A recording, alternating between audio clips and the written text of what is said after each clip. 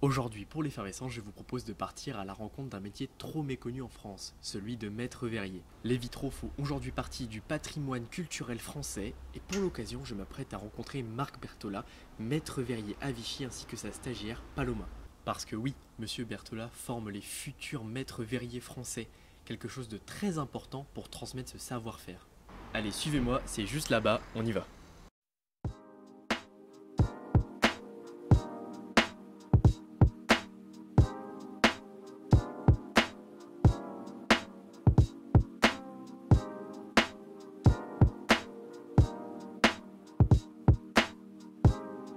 Oui, moi, ce métier est une raison de vivre, hein. Je suis tous les matins heureux de rejoindre mon atelier.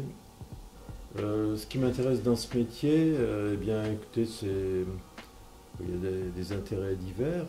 Il y a l'aspect d'abord artistique et artisanal. On dit que c'est un métier d'art.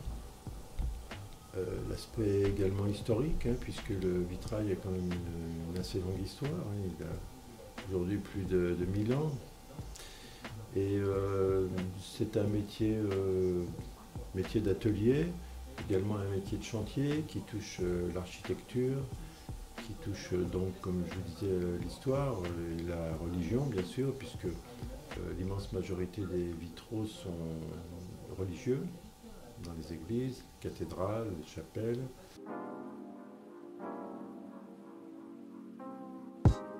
Il est très important de transmettre le savoir, car ce métier, comme évidemment tous les autres, n'existerait pas si ce savoir n'avait pas, et cette pratique n'avait pas été transmis de maître à élève. Pareil que M. Berthola, je suis dans un esprit, enfin dans une façon de penser qui est important de perpétuer en fait ce genre de métiers artisanaux qui se fait de moins en moins et qu'on est en train de perdre.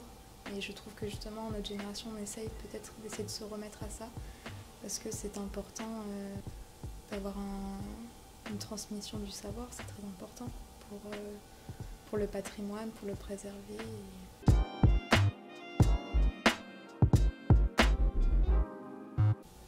Alors pour vous, Paloma, quelles qualités sont requises? Ce que j'ai pu remarquer déjà, ça fait 1 mois que j'ai commencé cette pratique et il faut beaucoup de minutie, beaucoup de patience, savoir accepter ses erreurs aussi, en apprendre, c'est très important.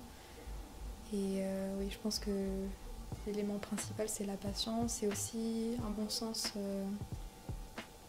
de l'écoute pour apprendre aussi, c'est important d'être humble aussi dans sa pratique et savoir observer, je pense. Il y a aussi une connaissance, il y a une connaissance culturelle qui est importante. Tout à fait, j'insiste beaucoup là-dessus. Oui.